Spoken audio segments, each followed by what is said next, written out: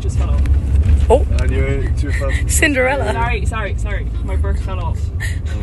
There was two magpies though. What's that one? Joy! Joy! Indicators and joy!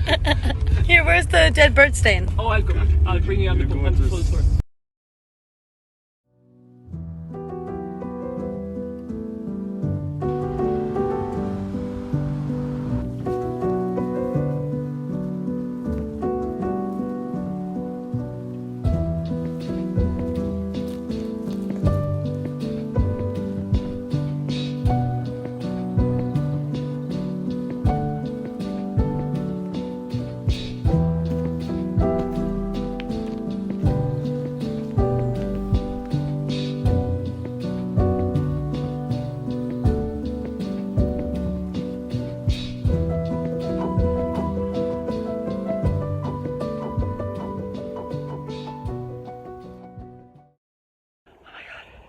Such a big hill.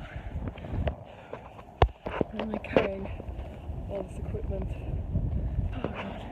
And my hands are like all red. Looks like I just did like a ritual sacrifice or something.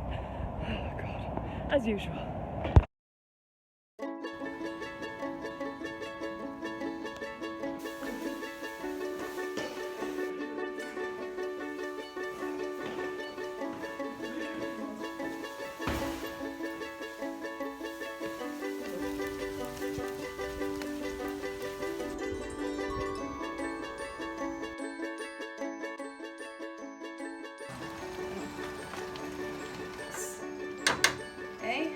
This is going to be like your painting.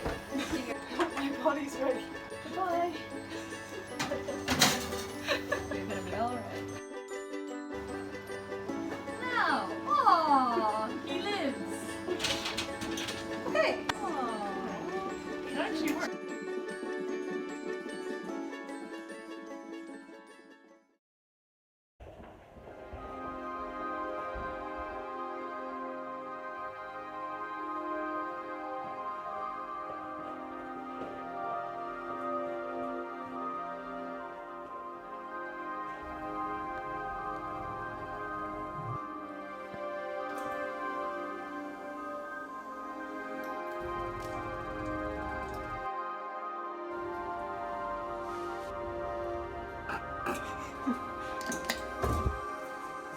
Welcome.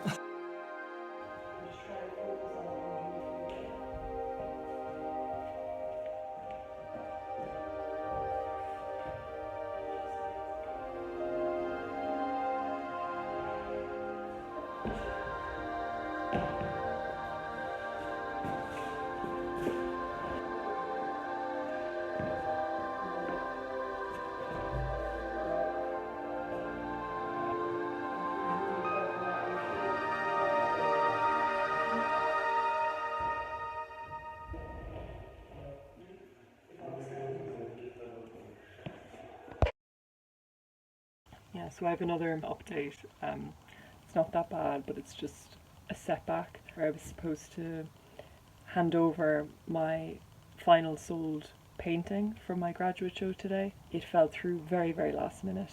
So last minute that it literally came down to that it wouldn't fit inside the vehicle, which is very frustrating because I had given these dimensions far in advance, even as far as, you know, what way do you want the crate so that it will fit best? Do you want a crate? Do you not want a crate? Do you just want a board to back it onto? Do you want an actual boxed crate?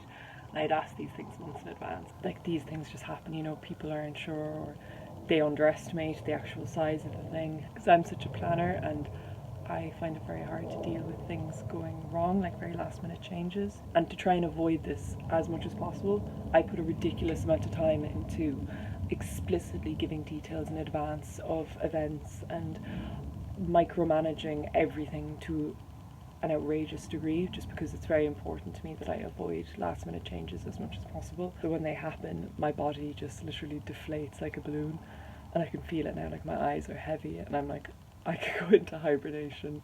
It's like, we can't deal with this right now, go to sleep. But maybe that is like the best thing to do right now, but I can't because I have to go back into the college. Yeah. This is the one like part of art that I think, like, I do my art for the creativity. I actually quite enjoy the paperwork side of it and the kind of admin stuff to a degree, in moderation, but this is what kills me, the packaging and the transport. I hate it, and it's so expensive to source it externally. I hate it so much. I don't enjoy it. It stresses me out so much. Like, I'm breaking out on my chin because of it, and this is always like my stress zone. Yeah, it doesn't help that I'm like working a lot this week as well. I'm hopefully dropping my hours from next week onwards, just so that I can finally move into my studio, because that's actually supposed to be happening this week. I need to just confirm the date, but hopefully later this week. It now means though that I have to lug all of my belongings, all of my work into the new studio, and it's in several different households. Yeah, like, this is just one of like the downsides to pursuing a career in art, where you have to have this outrageous flexibility both with your routine, your schedule, storage. Like, your home space becomes storage for your studio. Though it's very exciting, like, I'm really eager to get into the space. A bit nerve-wracking because it's a lot at once. I kind of get that argument as well now, where people would say that to pursue a career in art is kind of a place of privilege, and I look at it as a privilege just by principle, to be able to pursue something that I have such a passion for. I always think back to that Louise Bourgeois interview where she talks about art as a privilege. It's shameful to look at art as suffering, and it should just be an honour to be able to take part, and I totally like believe that to my being. Oh, tell Louise exactly what you wanted. It's about the torment of being an artist. The torment? Yeah. But it's absurd. It's not a torment to be an artist. Yes, it is. The premise is idiotic. It is not a torment to be an artist. It is a privilege.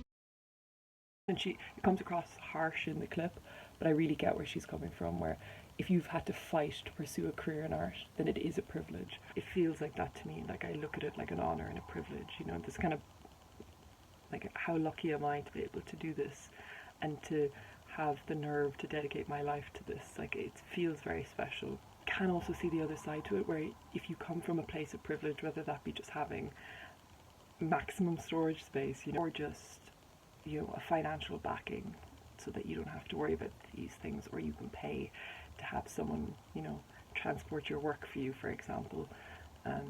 They make a big difference, because it is time versus money. Like, I can feel I have to dedicate a lot more time and energy to these things, and they can take away a bit of the creativity. Like, it doesn't stifle it, but it does, it just tires me, like, physically and mentally. I feel exhausted from it today. You know, I am in a position where I can do it. I'm willing to put this time and energy in, and I can do it. But it also doesn't take away from the fact that it would be so much easier if I did have resources and money to have someone do it for me. I'm going to complain about something regardless, so even if maybe I had all the money in the world or all the resources in the world, I'd find something else to complain about, you know. So it definitely builds resilience and builds a drive, and at least I know how to do these things myself, you know. It gives me a sense of kind of autonomy over my work and my practice. I think Bourgeois is one of the more, if not the most influential artist for me. Like, her art inspires me, and it's one of my favourites. Like, her body of work is one of my favourites of all time. But even just as an artist, like as a person who is an artist, I think she is probably my biggest inspiration. She has like a boldness and a vigour to her, even in her old age. And she just doesn't really give a shit. And yet she does. Like, she cares so much about her work, but she's so bold with it, and I love that. And that interview especially, you can see it in her, because that is that trope, you know, of like the suffering artist and, oh, woe is me, the artist freezing in their studio cold because they can't afford heating, kind of a thing. And she kind of says a fuck you to that, which I like as well, because it is your choice at the end of the day if you want to do art. And it's very hard to live on a career as an artist, you know, it's very hard to make it by. But yeah, it is a privilege if you get to do it. If you find a way to do it, what a privilege and what an honour to be able to carry on that tradition. She's someone I'd love to touch on more in the future. Just like maybe create some videos kind of focusing on Bourgeois, because I love her. I was really, really invested in her maybe like 3 years ago.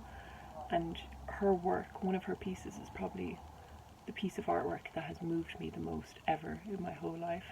I don't know if I want to get into it that much, but maybe it's something I could touch on in a video.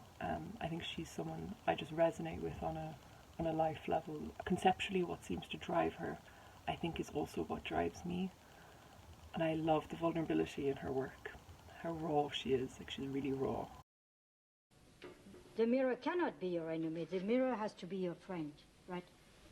So instead of seeing the mirror as a symbol of vanity, I saw the mirror as a symbol of acceptance. I think that's actually also a good piece of advice, is to have an idol, like an artist you look up to, because if they can do it, why can't you do it, you know? I think sometimes you need like a kick up the arse that way, a bit of a Louise Bourgeois moment of smashing the ceramics on the floor, smashing the sculpture and just saying, fuck it. There it is. It's funny, even there, just from talking about another artist like Louise Bourgeois and talking about it, just getting it out of me, has made me feel already so much lighter and so much better. Like, I have more energy again. So it actually works.